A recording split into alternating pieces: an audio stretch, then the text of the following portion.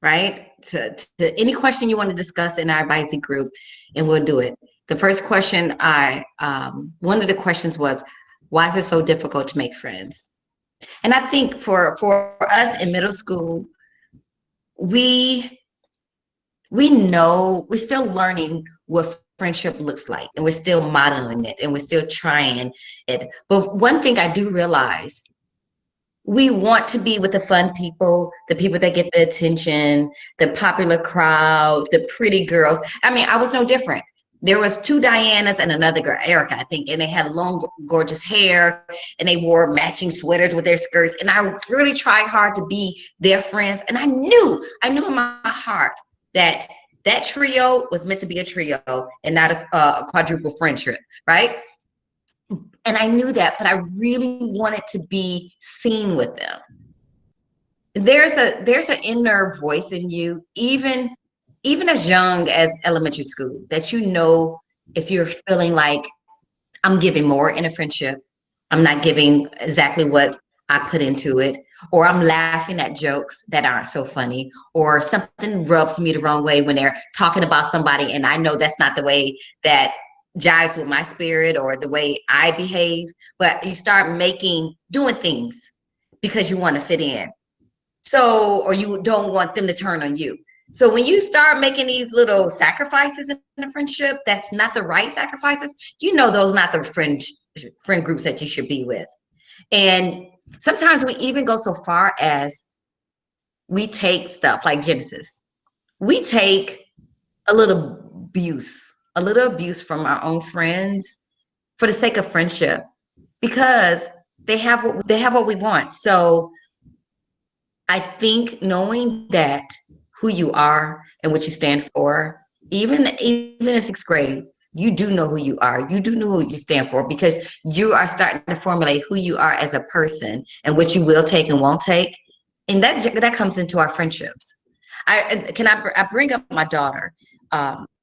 My daughter, I remember in middle school, she was getting picked on, and she tried to dumb down being smart. And I said, first of all, don't ever, ever, ever try not to be smart for somebody else, because they're jealous of you getting what you're getting on your tests and your grades. Because I said, are they paying your bills? No. Are they going to get you into college? No.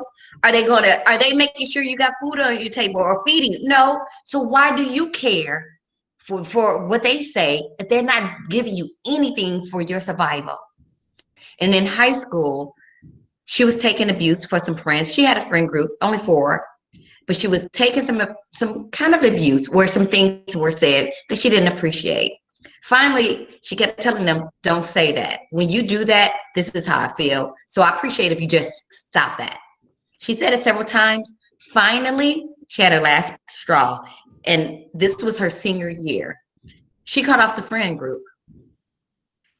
That hurt me, because no parent wants to see their child not have friends. My daughter said she went to the prom with a different, some juniors. Her senior prom with some juniors. She walked around campus alone, and it hurt me that. But then I realized she's so fierce. She's so bold, because she said, I choose me I love me more than letting you try to break me down and hurt me. I love me more than you trying to continuously put me down. And when she chose herself, I was like, oh my gosh, that's a lesson that we all take. You don't have to take the friend group that doesn't appreciate you.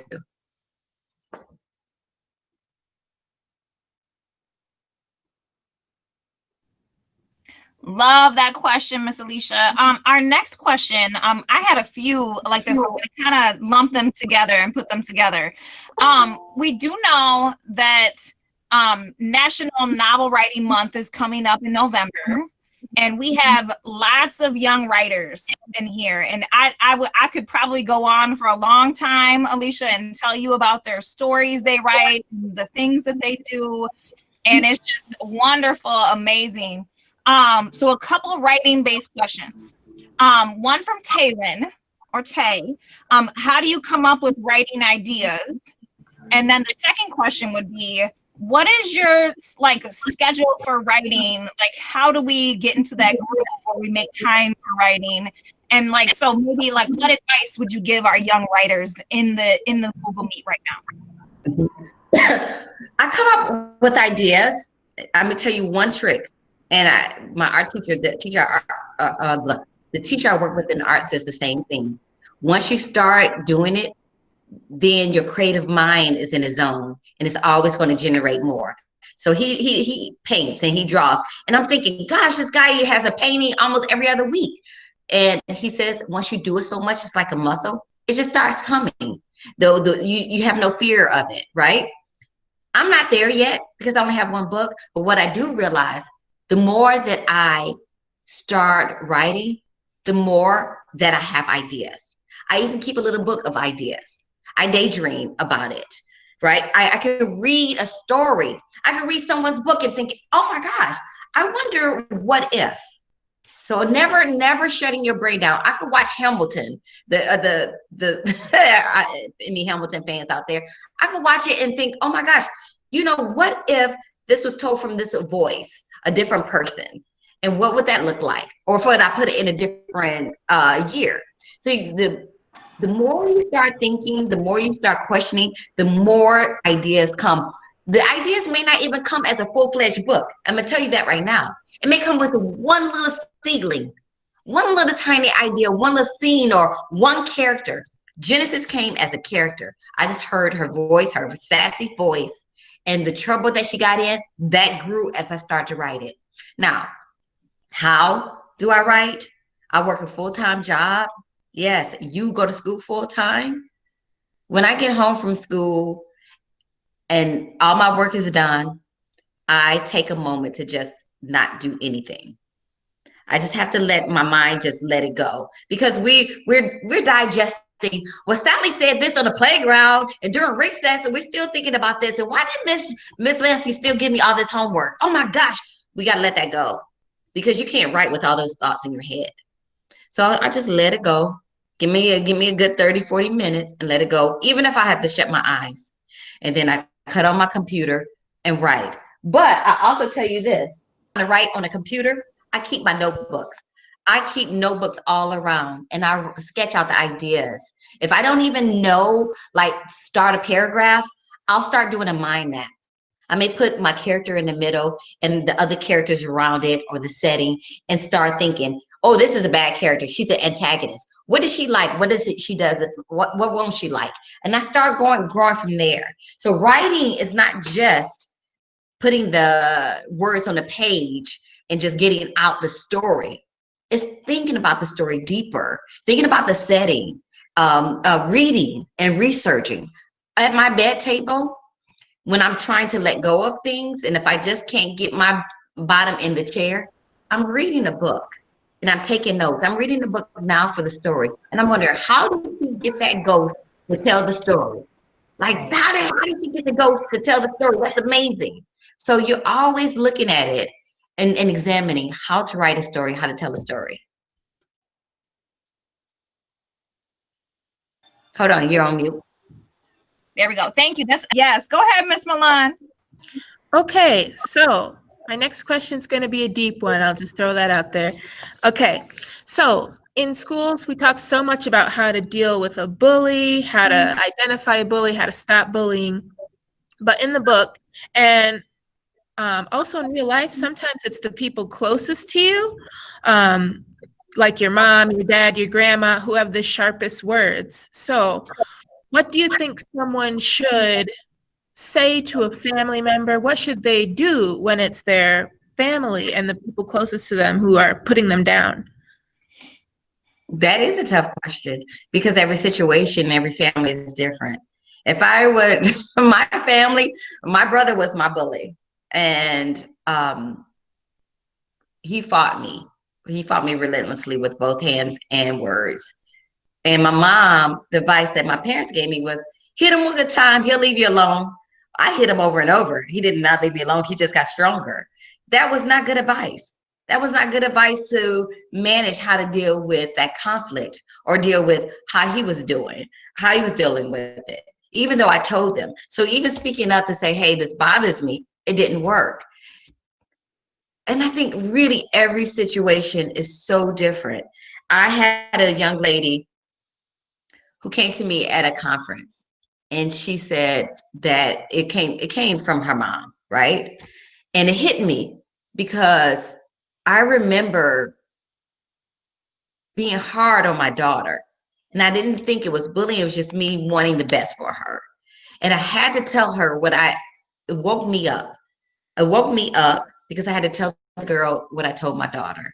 Because even our parents and our families who sometimes are giving us everything they have, because I've been told I was fat from adults. I've been told this and that. And they told us not to speak up, stay in a child's place. But for this generation, we have to speak up because we're dealing with mental health issues. We're dealing with depression, anxiety, and suicide at an alarming rate. I told the young lady, I said, listen, I know it's your parents and you are working so hard to just maintain. But parents, they get stuck in a routine. They're paying the bills. They get stressed. They take in working in hostile environments. They are getting bullied at work as well. I said, but what you need to do, and I know it's going to require you to be brave. I don't know how it's going to turn out, but this is what I had to say to my daughter. You have to get your mom to look at you and find a spot in the house where, even if it's a corner, and I need her to see you, you want her to see you. And so you can verbalize, this hurts me. And I know it's going to require you to get some strength from somewhere to say what you actually feel. And sometimes writing it down and sending it to letters. My daughter can always tell me what bothered her. So she would write it down. And I had to honestly see her. I said, because the bigger part is what you're dealing with, the outcome of what you're dealing with, where it is sadness. If something happened to you, they're not going to be able to handle that guilt. So I know you might have to say it. And for peers at school, I hope there is someone that you can go to that gives you that advice, because you can't take it. You just can't always take it. My daughter took it. And I didn't know it. And in fourth grade, she was being bullied. And someone found a note she wrote. She wrote, I want to kill myself, over and over and over again. And the counselor called me. I had no idea all of this was going on because she's such an introvert, right? The teachers are so busy that they didn't slow down. They knew something was happening because we dealt with the issue before, but they didn't take it as seriously, right? I think even if you can't speak up, I just hope there's someone you can tell to help intervene, because not all of us are strong enough to go to our buddies and say, you know what, meet me on the playground, or you know what, stop it. We don't always have that in us, confrontation in us. So you have to find someone that you can speak to, because if I lost my daughter because I didn't see it, I wouldn't even be here. I would be a hot mess, right? So I hope that you can find someone to share, to be your advocate. And if you're an advocate, say Jonathan or Noelle, and somebody comes to you, if you're stronger than that friend, this is the way my friends in sixth grade approach it. Don't say, you know what, Noelle, I don't like the way you handle. Noelle doesn't like you saying this about her, right? Because that puts the attention back on Noelle. You say, I don't like the way you're treating her. It makes me uncomfortable the way you treat her, because now you're taking ownership and you're standing in front of Noelle as a superhero, as a bulletproof person. And so you can say, this bothers me. If you know you're the popular person and you know everybody loves you, you have so much more strength and you're outgoing, and it's okay. That's why we use these words, allies. You could be an ally to people being bullied. You could be an advocate. You can be an accomplice to stand up and say, that bothers me. And when you do that, it bothers all of us. So stop it. Thank you, Milan, for you like perfectly let in. So again, another little tough question that we have in our small groups. I didn't even have coffee yet. Are you all? They're ready, Alicia. They're ready. They come ready with the questions. I'm loving it. This know. is not the regular. How did you get a title? That you all are really good. Well, and I do want to speak up on behalf of our sixth graders, because sixth graders sometimes kind of get this rap that like they can't talk about big issues or tough issues and that kind of thing. And so my question that was on here, but also I wanted to kind of go off of what Milan just asked you. We've been talking a lot about colorism in our small groups, what it is, how it's different from racism, how it's the same, like similarities, differences, and then having the important conversation of why is it so important for our young people to discuss tough topics. So discuss these tough issues that affect not only our school, but our community, our society, our world.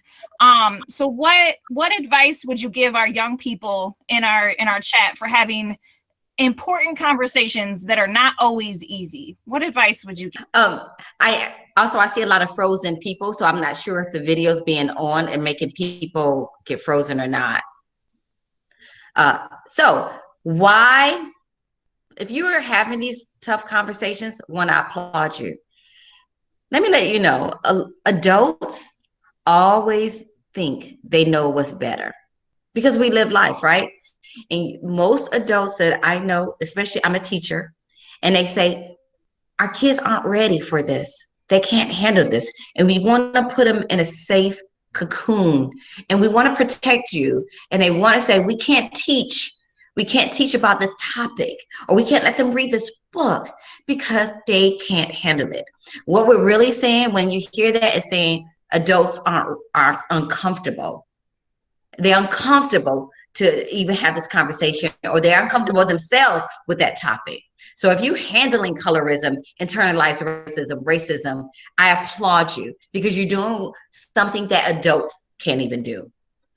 Having these tough conversations is important that you do it now, because when you walk outside your house, you're getting bombarded with it anyway. You know the issues surrounding our country, you know our political climate, you know why people are protesting. You're going to get a story from somewhere, whether it's social media, whether it's from another friend. So much so, you may not even get the right information. So if you're doing this now, and you're doing it in a safety net of your schools, of your teachers who are comfortable with this conversation, guess what's going to happen? Having this conversation, you're going to be able to think critically. We stop thinking critically. We stop thinking for ourselves. We stop asking questions. We stop looking at the facts. We start taking somebody else's opinions and saying, I believe this because I saw this on social media, and we start passing them out. We don't verify if it's true. We don't verify if it's false. We don't verify the source like we're taught in history to look at primary and secondary sources. And we just go off of somebody else what to think. I know that people say this, oh, our youth, our future.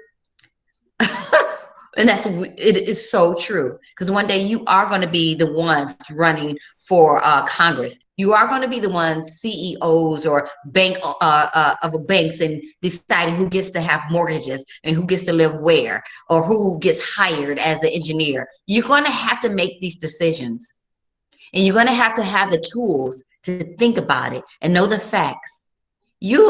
You'll be amazed if you can think critically and take these tough conversations and have sensible debates about them. You'll do a lot better than the adults. You'll be a lot better place when you go to college or wherever you go, because you can think for yourself and you can have tough questions. You can entertain tough questions. Thank you so much. Milan, do you have a last question you want to ask? Because I just know I have some people that are ready to ask some questions in the chat. They're ready for me to turn the chat back on. Do you have one last question you want to give to Alicia before I open the chat back up? Yeah, sure.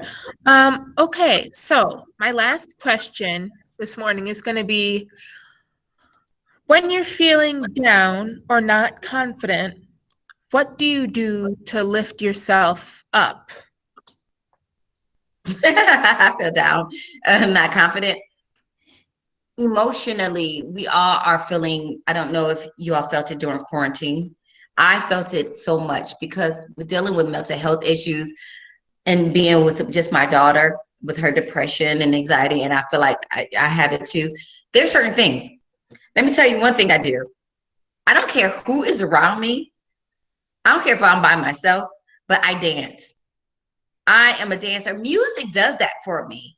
Music does it for me, and I would dance, and I could clean up and dance. That's all I need is some music. Also, a good book, because if I can escape into a book, it takes some time off of what I'm dealing with, and it distracts me from that.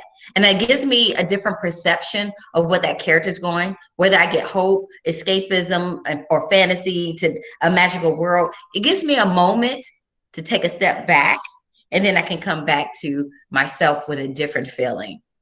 So finding those outlets. My daughter, she sketches now. Now she is like, she has turned into a full-fledged artist where she found an outlet to deal with what she's feeling with, and she puts beautiful work on a paper, right? Other than getting lost in Animal Crossing and Sims, but we find these little things that brings us joy, whether we're doing something creative or we're taking long walks or just meditating. I think finding what works for you, because dancing may not work for you, but singing in the mirror might. I love that. Oh, thank you, Milan, so much from Kalamazoo Public Library for asking your questions. Alicia, I think this will be how we do the Q&A, because I know the little nod feature is hard to keep track of. So in a second, to all the wonderful students out there, I'm going to open up the chat. And it's what we'll do, guys. You guys can put your questions in the chat. And then Miss Alicia will call on some people. It'll take just a second to load. And then we'll be ready to rock. Two. I'm gonna go with one, and I'll come with the next one.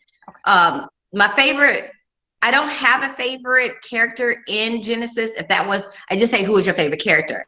I'm not sure if that's book character or in Genesis, but I'll go with Genesis. My favorite character, besides Genesis, I would say Miss Hill. Mrs. Hill, I used based off of a substitute teacher, a long-term substitute teacher who saw us, and she heard us. And she was the best advocate for a teacher, even though I never had chorus in my life, but she was a substitute teacher, and she is one of the most realist persons in here. And anyone who sees students or recognize what we go through is such a dear person to me. So Mrs. Hill is one of my favorites. And Troy, I love Troy. And what was the hardest part about writing this book? One of the hardest parts about writing it was getting started. and after that, once you sell a book, you have somebody says, I want to buy this book, and that's the publisher. And what they'll do is they'll read it real closely. Before it's a book, it's a manuscript. It's a printed out bundle of paper. And she went through with her pen and marked it up and deleted and had questions and comments. And then she also gave me 13 pages worth of notes. And I thought, oh my gosh, I thought you liked the book. I thought you liked the story. So not only going through that, and it went over like that for back and forth about 6 times until the pages end up being like 5 pages. And it still went over. So going over, it took forever. It took over 5 years. It took about 5 years to write this book. Are the locations real? Detroit exists and Farmington Hill exists, but I made up the school and everything around it. But I use real names, but not the name of the school, because I didn't want somebody to say, hey, that's my school. So I tried to make up a name, but some of the street names are real as well. Did I sing? I want to know. Well, let me say this. I've always wanted to sing. Can I sing? That depends who you ask. But in the bathroom, can I kill it? Yes, in the bathroom I can kill it. Who can't kill it in the bathroom? But no, I cannot sing. I am not telling you how old I am. No, that's just too much. Am I working on a second book? Yes, I am. So I do have a book coming out in January.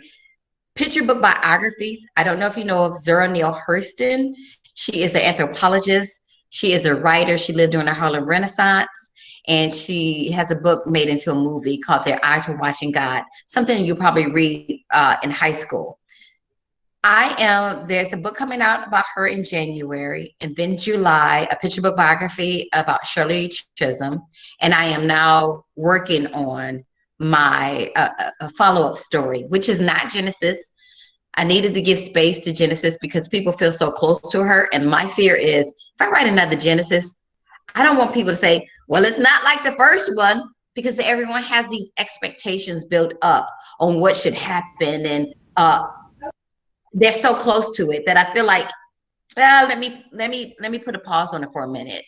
So I am writing. I've started several stories, and I know people will say, how do you get your stories?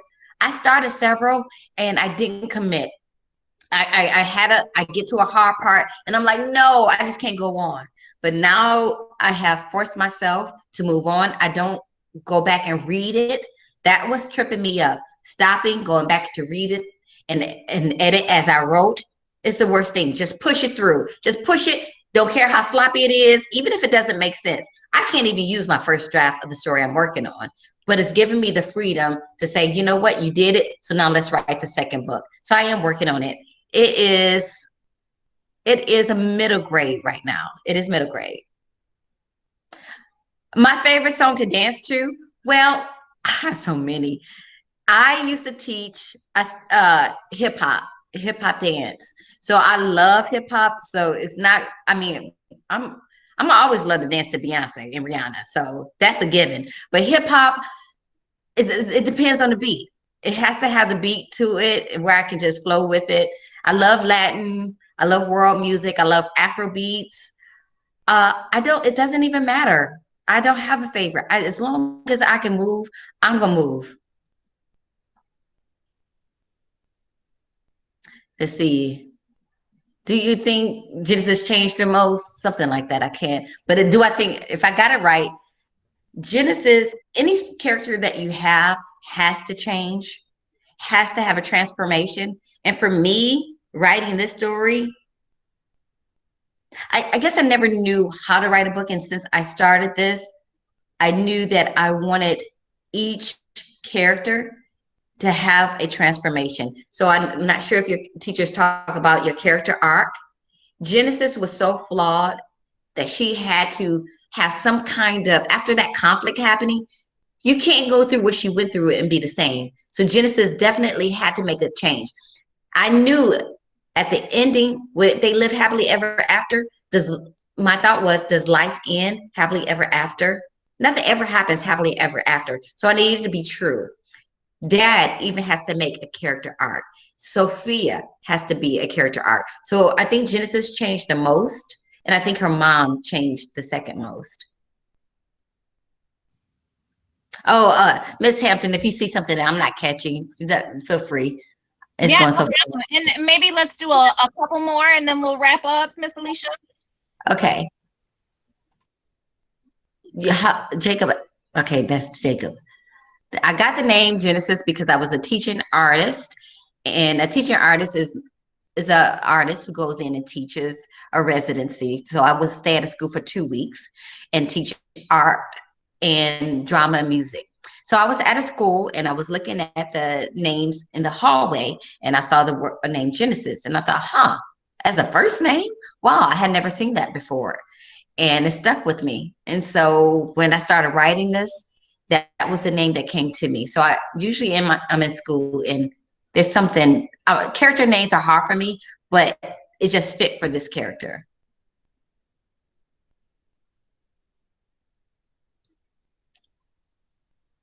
What's your favorite part of the story? What's your favorite part of the story? Yeah, what's your favorite part? Do you have a favorite part so far?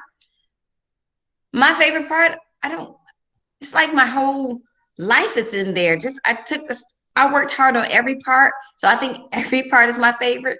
But the one I don't know if I can say it because I don't know where you are in the story. And I don't want to give any spoilers. So yeah. Wait, can you actually say Sophia's last name? Papa Giorgiano.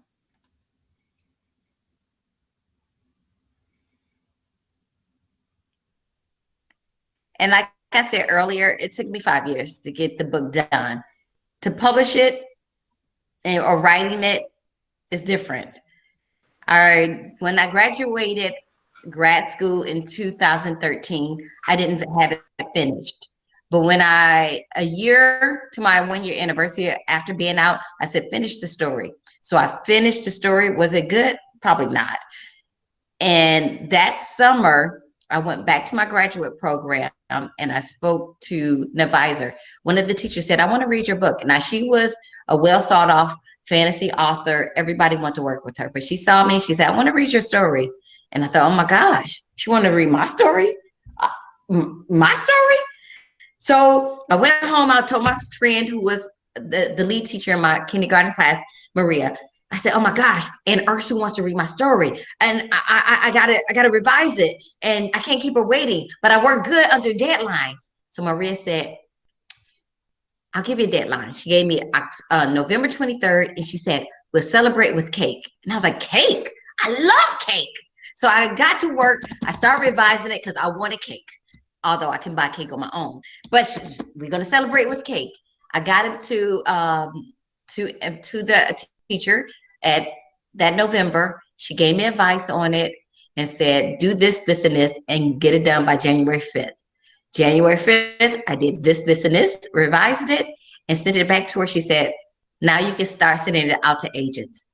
2015, I sent it out to the agents. I got an agent.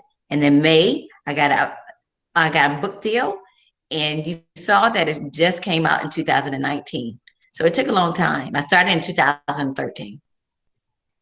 All right. So I want to thank you so much, Alicia, on behalf of Kalamazoo Public Library for bringing you in. Thank you so much for your time and your words about Genesis Begins Again, but also about life. So from Maple Street Magnet Middle School, our sixth graders, on behalf of Mrs. Babcock, Mrs. Warren Gross, thank you so much for your time. We so appreciate you. Thank you. Just thank you so much.